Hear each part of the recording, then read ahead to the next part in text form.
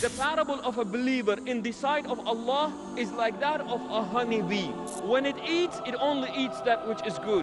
When it gives out, only goodness comes out of it. And when it lands on a branch, it neither breaks it nor does it corrupt it. That is beautiful. The Prophet, peace be upon him, is saying that the parable, if a believer were to learn from an insect, the bee is the insect to learn from. If a believer is to learn from the creation of Allah, and all the creation of Allah is marvelous, the Prophet ﷺ is saying specifically, the honeybee is what a believer ought to imitate.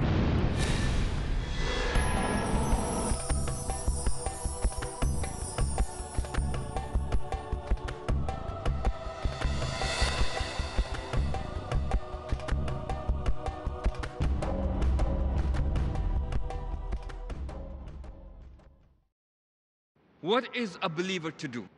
Like we said, a believer is this agent that only brings goodness. A believer is this agent that is only an agent of change, but to that which is best. A believer is an agent. When he is or she is present, they only present to the society that is around them something good. And that is why in the hadith it is mentioned that the most beloved people to Allah are those who bring the most benefit. Most benefit. Maximize the benefit that you bring to the people around you, and Allah said that you will be amongst His favorites. Be a source of joy to those around. You'll be one of those who are most beloved to Allah subhanahu wa ta'ala. In the hadith, the Prophet sallallahu alayhi wa sallam once asked, Man ahabbu nasi ilallah, ma ahabbu al-a'mali ilallah. Which deeds does Allah love most? And the Prophet sallallahu alayhi wa sallam said, إدخال تدخله على قلب امرئ مسلم أو سرور تدخله على قلب امرئ مسلم. He said it's about bringing joy into the heart of a fellow believer. Are we a source of joy to each other? Are we a source of beauty to each other? Are we a source of joy and peace to the world around us? You know, subhanAllah, every time I hear that there is some bombing taking place or somebody's shooting people around the globe, the first thing that we pray for is, oh Allah, please not a Muslim. Allah, please not a Muslim. Because that is the impression that people have about us nowadays. If there is a bombing, the Muslims must be behind it. If there is a shooting, the perpetrator must be a Muslim.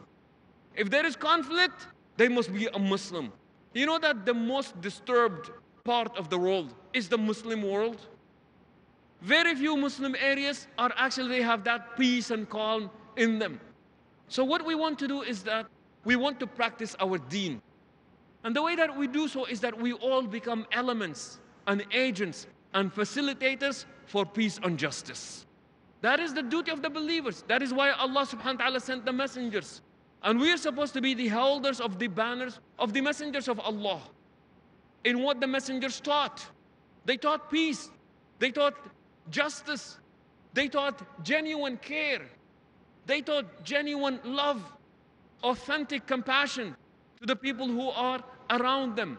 So that's what we want to do, and that's what we are striving for, insha'Allah. And this is not the work of the imams. It is not the work of the elders. It is not the work of the youth. But rather, this is something that we can all learn from. Remember that beehive? The beehive has the queens. The beehive has the guards. The beehives have the workers. The beehives have the ones that make the wax. But the idea is that collectively, the hive is only good because of the participation of every single one of them. So that's what we want to do. Make our societies better. And the only way that we can make it better is, number one, for each and every one of us to recognize that we can make a difference. You know, subhanAllah, Islam builds this self-esteem about the individual that you can make a difference. In fact, Islam teaches us to teach this to our children at a very early age.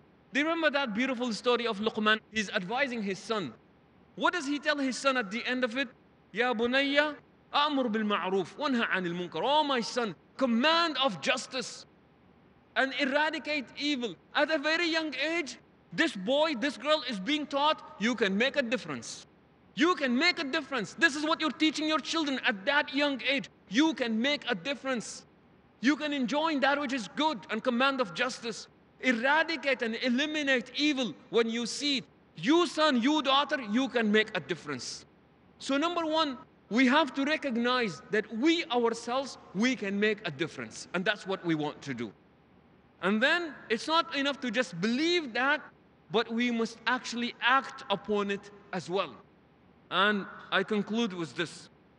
And remember it, inshallah, and let's all remember it well.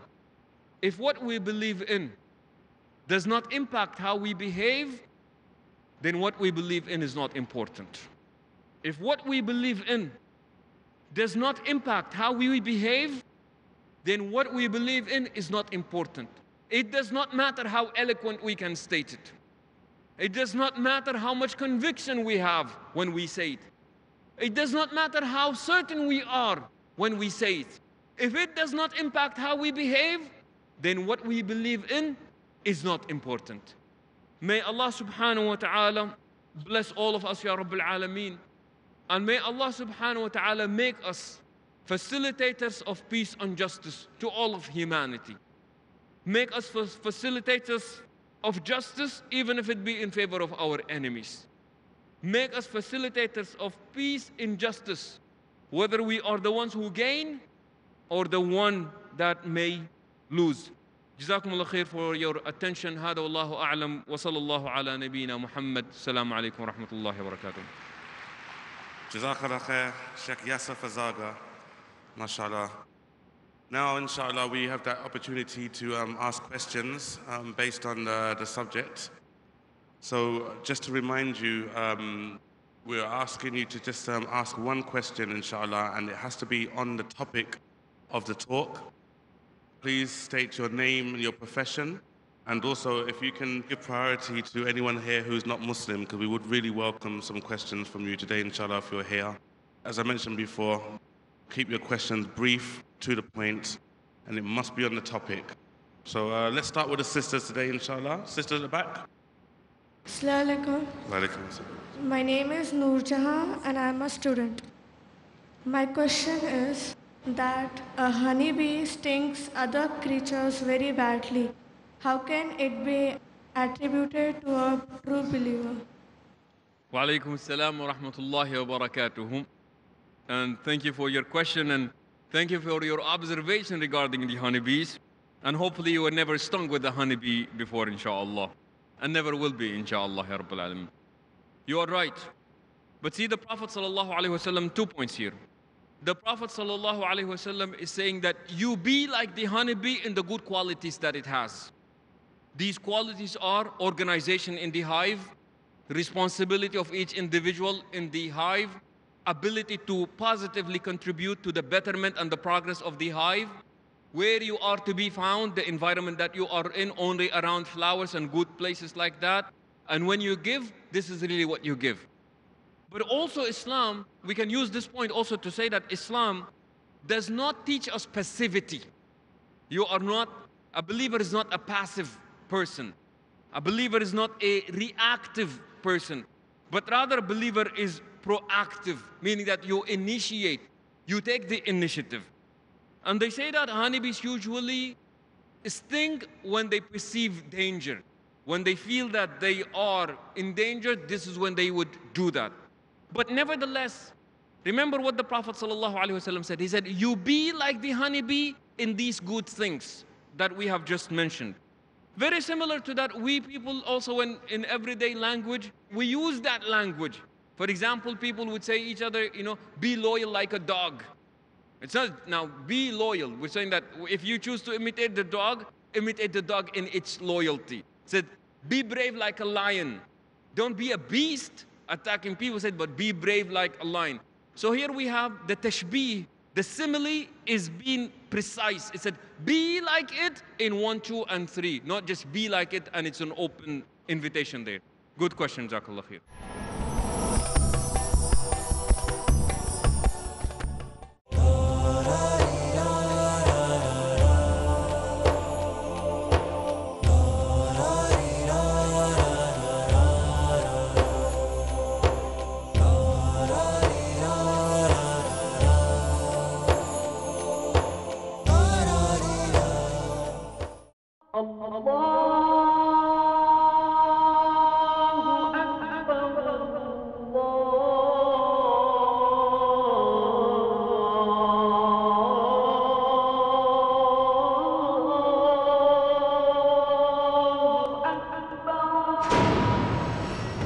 scientific notions in the glorious Quran are among its endless aspects that can testify for the divine nature of this noble book.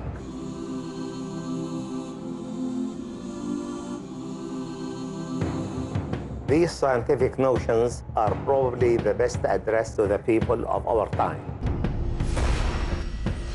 I am Zaghlul al-Najjar. Please join me in this program to discuss some aspects of the scientific notions in the glorious Quran. سنريهم آياتنا في الآفاق وفي أنفسهم حتى يتبين لهم أنه الحق.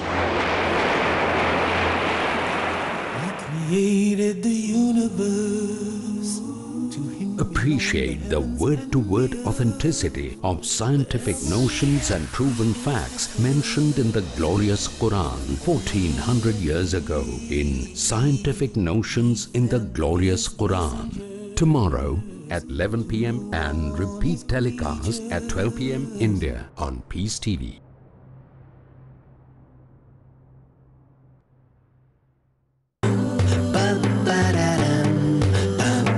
Zain Bhika and Daud Wansby Ali. Hey kids, time is very precious. This life is a gift from Allah. Utilize this gift for here and hereafter. Enjoy this gift in the light of the Quran and Hadith. Enjoy Islam with us, Zain and Dawood. Enjoying Islam with Zain and Daud every Monday at 7:30 p.m. and repeat telecast at 10:30 a.m. India on Peace TV. Students of Islamic International School showcase on eve of the IIS Annual Day event. Welcome you to this grand finale of Islamic International School. Assalamu alaikum wa rahmatullahi wa barakatuh. Performances par excellence, recitations soul-stirring. Mankind means a momentary pleasure when I am with him and goes astray. They are the enemy, so beware of them. This is the summary of Gregor expenses this month. And don't you forget who's the boss. Oh, yeah? Watch these cool kids impress and uplift your hearts, your minds and your iman. With Allah's help, this will be a memorable event. Whiz Kids. Tonight at 7:30 p.m. and repeat telecast at 10:30 a.m. India on Peace TV. Where truth is hidden and misleading quotations create confusion. Where truth is hidden, lack of knowledge and wisdom cause upheaval and commotion. Where truth is hidden, manipulated scriptures and twisted facts emerge. This very hidden truth creates false propaganda, mayhem, chaos, disorder, and turmoil in our lives and the world order. But is there anyone with courage and wisdom? What is the truth and who has the courage to expose it?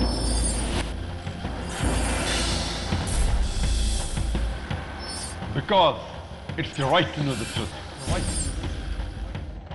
Watch truth prevail and lies perish in Truth Exposed by Dr. Zakir Naik. Next on Peace TV.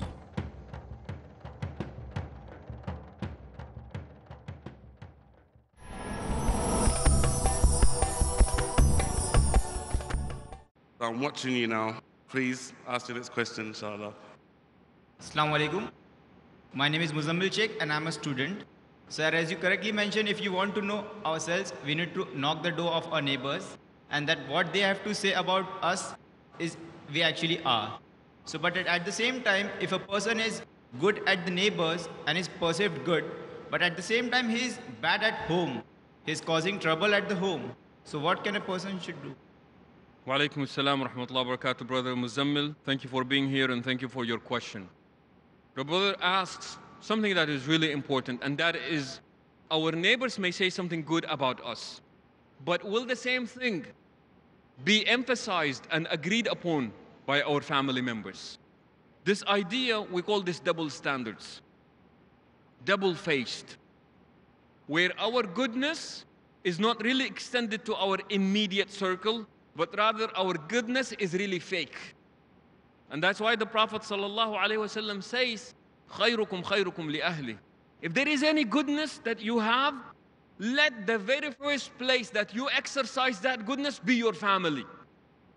And then it radiates after that. By means of extension, it goes to other people.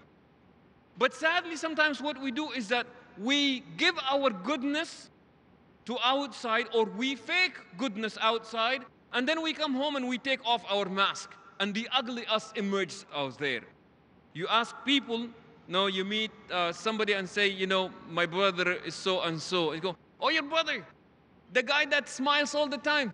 Look at it, my brother smiles all the time, not when he's at home with us.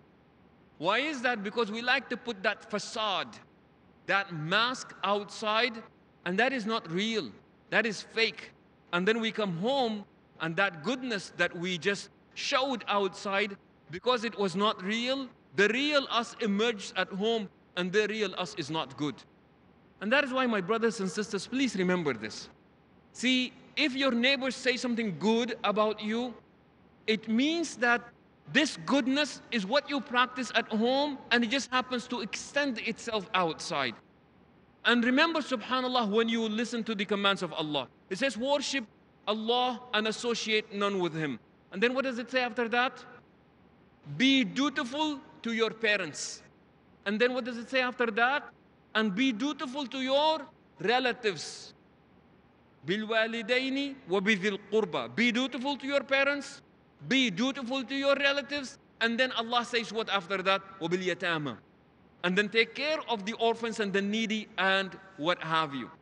So it tells you that as far as people are concerned, we must prioritize. And the priority is our immediate family, namely our parents. And then the rest of the family, Dhil Qurba, they include our siblings.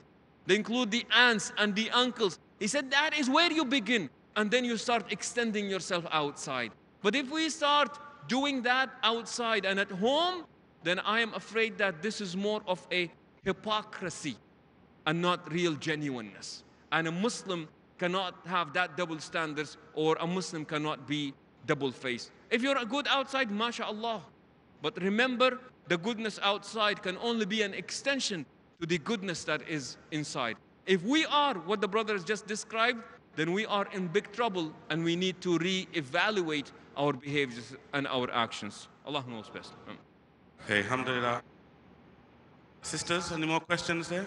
Assalamu alaikum. I'm Zikra and I'm a student. A lazy worker has no place among the bees. How is a believer supposed to behave with a lazy Muslim, even to help her out? Wa alaikum assalam wa rahmatullahi wa barakatuh. And I think the brother really did a good job in saying that keep the questions within the topic. And so far we're still talking about honeybees, the lazy amongst them and the ones that sting among them. So Jazakumullah khair for keeping it on the topic. Yes, it does say that the honeybees have this, and that is lazy workers are actually eliminated. And there was one piece of information that I could not verify. Some honeybees have a tendency to get drunk. Okay? And there was an email that was going around where a honeybee, you know how sometimes people might be drinking out in their garden and they leave some of the alcohol outside. So they said that honeybees are aware of alcohol and they're not supposed to drink it because it will just, eliminate them as a worker at that point. So when the honeybees found out that, a worker was caught drunk, they say that they actually break the legs of that worker.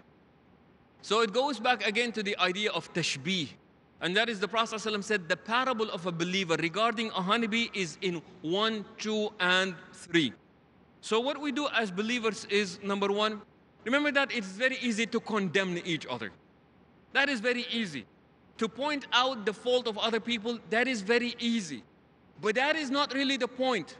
The point is, can I empower that person to become a better person? That person who is lazy, can I energize them so that they're no longer lazy? That is our first challenge. Not only our first challenge, but that should always be the very first attitude by which we meet people who are around us. Because not all people are in the same level. So for those of us who are over us, in a higher degree, we look up to them. We imitate them. We want to be like them. And for those who are not doing as well, what do is that we don't look down upon them. And that's why they say the only time that you should look down upon a man is if you're trying to help him up. That is beautiful. The only time you look down upon a man is if you are trying to help them up. So that's what we do. And unfortunately, yes, we do have that. And the Prophet ﷺ clearly said in the hadith, every single day and evening, he would pray, Allahumma inni a'udhu bika min al-ajzi wal-kasal. Oh Allah, I seek refuge in you from being in the state of incapacitation or indecisiveness and in the state of laziness. And they say that laziness is the tendency to take a break before you do any work. That is what laziness is. People wanting to take a break before they have done any job, they said that is the definition of laziness. Beautifully, they say that ajz and kasal. It said that for any action to be carried out, we must have the irada, the will, and we must have the qudra, the capability or the ability.